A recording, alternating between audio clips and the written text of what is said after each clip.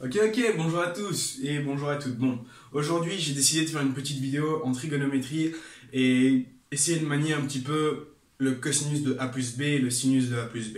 Alors, on va commencer tout simplement. Donc, j'ai déjà fait une vidéo là-dessus, hein, et on avait vu quoi? On avait vu que le cosinus de a plus b, hein, le cosinus de a plus b, c'était égal au cosinus de a fois le cosinus de b moins le sinus de A fois le sinus de B.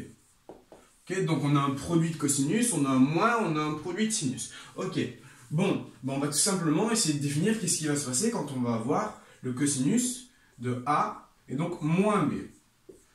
Alors, moins B, qu'est-ce que c'est? Moins B, en fait, c'est comme si vous faisiez plus, ouvrez la parenthèse, moins B. C'est bien ça. Si je fais plus moins B, ben en soi, je fais A moins B. Et donc, qu'est-ce qui va se passer? Si je fais plus moins B, ben je vais avoir la même formule qu'au-dessus, sauf qu'au lieu d'avoir B à chaque fois, je vais avoir moins B. Donc, qu'est-ce qui va se passer? Il va se passer que dans un premier temps, je vais avoir le cosinus de A fois, et donc le cosinus, et donc, ce qu'on va avoir, on va avoir maintenant le cosinus de moins B, ok? Moins, et donc le sinus de A, fois, et donc le sinus de là aussi, moins B. Alors, qu'est-ce qu'il y a d'intéressant avec ça? Il y a d'intéressant que, si on prend notre cercle trigonométrique, d'accord, ici, si je prends un angle B, moins B, il se trouve ici, d'accord, donc là j'ai B, là j'ai moins B et B. Si je veux le cosinus de moins B, le cosinus de moins B, sachant que c'est les mêmes angles ici, et qu'on a un angle droit, le cosinus de B, il est là, et le cosinus de moins B, il est aussi là. Du coup, qu'est-ce qu'on peut dire? On peut dire que le cosinus de B est égal au cosinus, et donc de moins B. À ce moment-là, qu'est-ce qui va se passer? Il va se passer que on va avoir cosinus de moins B qui est égal au cosinus de B. Et donc, ce sera égal au cosinus de A fois, et donc, si le cos de moins B est égal au cos de B, on a cosinus de B. Ok, et donc, après on a moins le signe de A fois, et donc le signe de moins B. Le signe de moins B, il est où? Le signe de moins B, il est là. D'accord? C'est toute cette longueur-ci. Ok. Le signe de B, lui, il est là. Ok? Bon, le dessin n'est pas très bien présenté, mais en fait, si vous avez un beau cercle tout droit, cette distance-ci est égale à celle-ci. Ok, donc ça veut dire que la distance pour le sinus de B, c'est égal à la distance pour le sinus de moins B. Ok, sauf que il y en a un qui est au-dessus de l'axe des x, d'accord? Donc celui-ci est positif et celui-ci est négatif. Du coup, en soi, la valeur du sinus de moins b, c'est égal, et donc à moins la valeur, hein, on est bien en dessous de l'axe des x, c'est moins la valeur du sinus de b. Et donc le sinus de b, c'est bien la valeur qu'on a ici. Et donc on a bien moins cette valeur, parce qu'on est en dessous.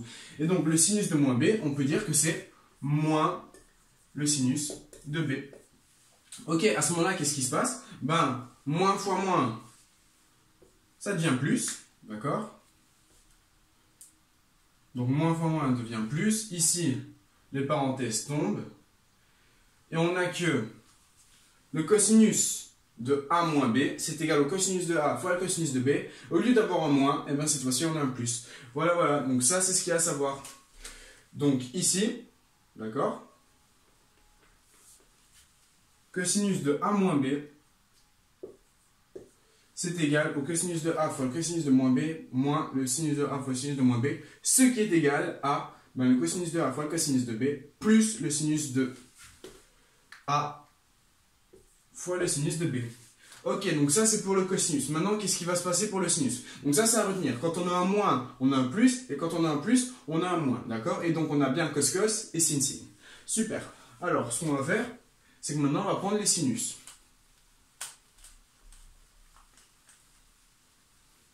Ok. Bon. Si je prends les sinus, je vais avoir sinus de A plus B et donc sinus de A moins B. Le sinus de A plus B, on sait que c'est cos de A fois le sin de B. D'accord? Donc ici, c'est une alternance.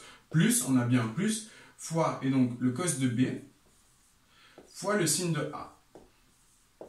Ok? Voilà. Bon, maintenant, qu'est-ce qui va se passer quand on a moins B? A moins B, je sais que A moins B, c'est égal à A plus moins B. Et donc, je vais remplacer donc, B par moins B. Donc, c'est ce que je vais faire tout de suite. Donc, j'ai que le cos de A fois, et donc, le sin de moins B,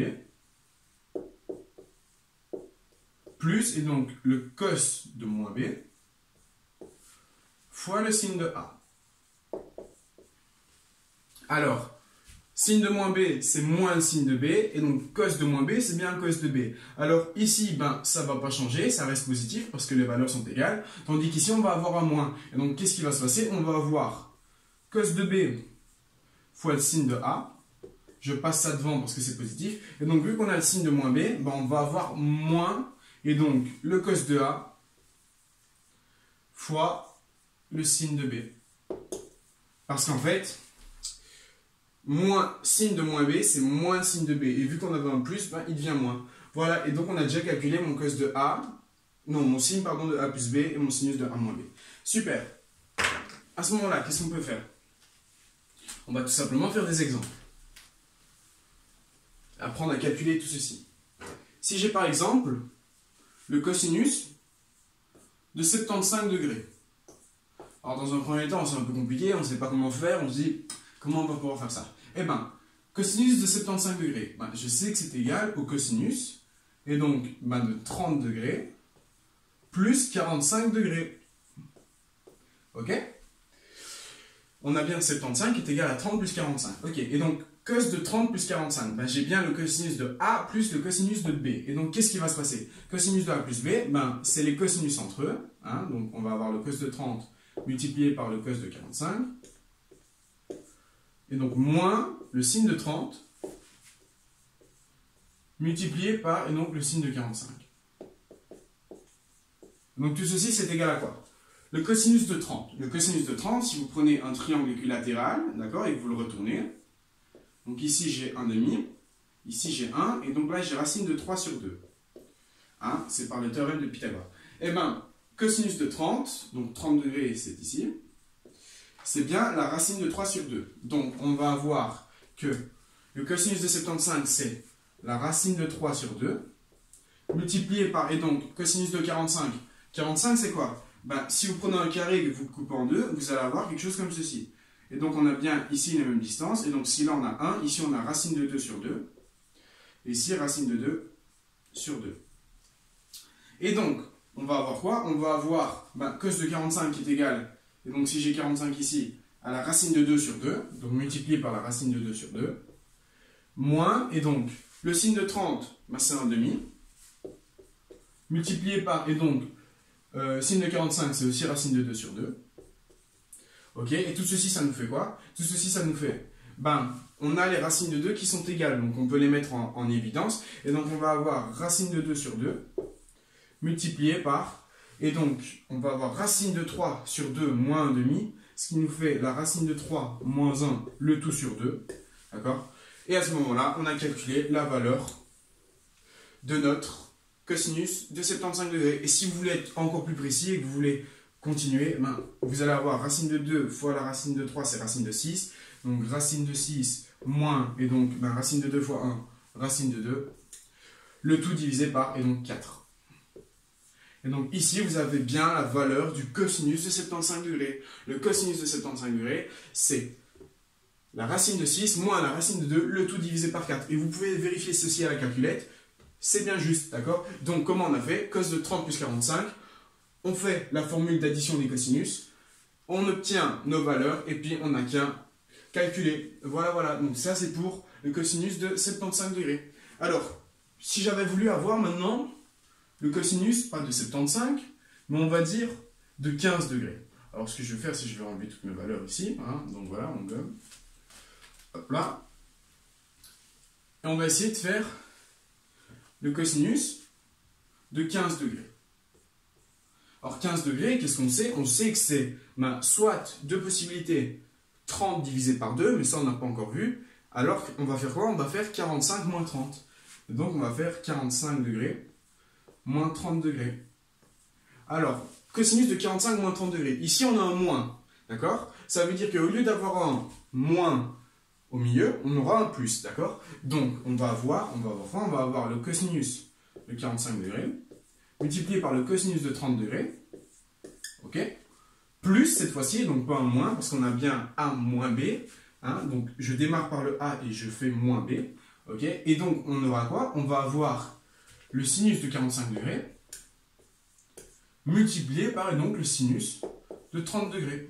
Donc tout ceci, ça nous donne quoi? Ben, cos de 45, c'est racine de 2 sur 2, fois cosinus de 30, c'est racine de 3 pardon, sur 2, plus, et donc racine de 2 sur 2, c'est bien le sinus de 45, multiplié par 1,5. Et donc ce calcul, il nous donne quoi? Il nous donne qu'on a affaire à, et donc, la racine de 6 sur 4, plus la racine de 2 sur 4, ce qui nous fait racine de 6 plus racine de 2 cette fois-ci, le tout sur 4. Et donc on a bien trouvé la valeur du cosinus de 15 degrés. La valeur du cosinus de 15 degrés, c'est la racine de 6 plus la racine de 2, le tout sur 4. Et donc ceci, on l'a fait à l'aide de nos formules d'addition des cosinus. Ok. Bon, ça c'est un petit exemple. Maintenant on va aller un peu plus loin. Au lieu d'avoir des degrés, on va prendre le cosinus de valeur. D'accord?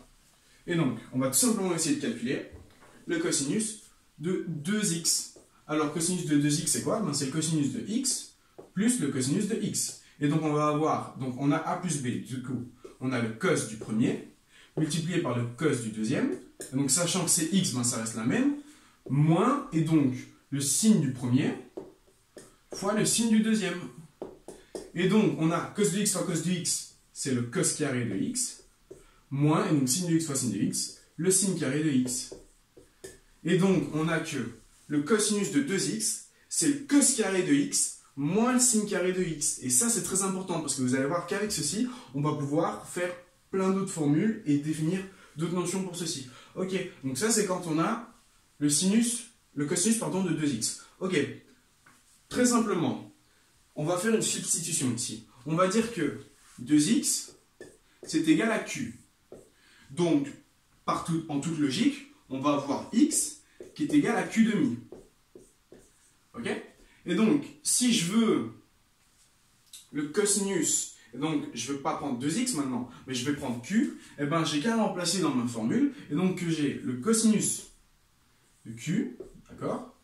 C'est égal au cosinus carré de q demi, moins le sinus carré, donc de q demi.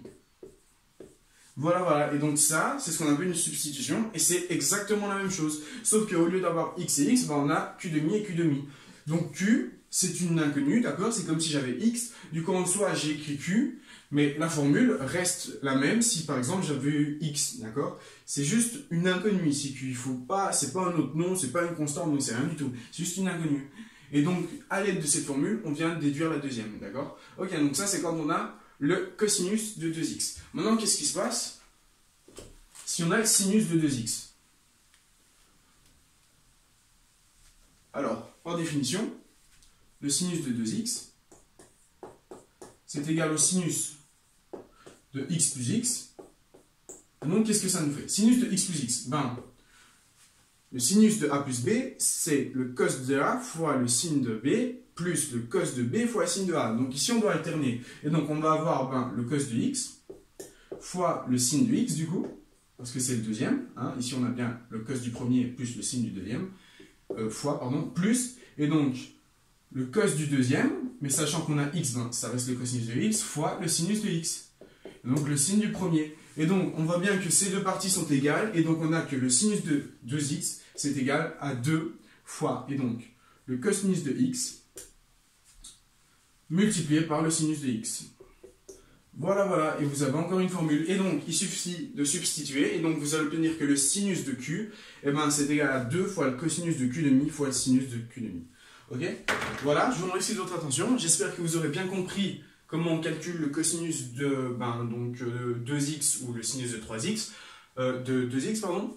Alors, maintenant, qu'est-ce qu'on aurait pu faire pour avoir, par exemple, le sinus de 3x? À ce moment-là, si je veux le sinus de 3x, j'ai qu'à dire que c'est 2x plus x, et donc je vais avoir un 2 ici et un 2 ici. Et donc, ceci, on le connaît, d'accord? Et donc, avec les formules qu'on vient de calculer, on va tout simplement avoir une expression après pour le sinus de 3x.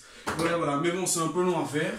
Et donc, c'est pas très utile. Donc, je ferai une autre vidéo là-dessus, d'accord? On va parler de nombres complexes et vous allez voir que ce sera beaucoup plus simple. Voilà, je vous remercie de votre attention et je vous dis à très bientôt pour une nouvelle vidéo.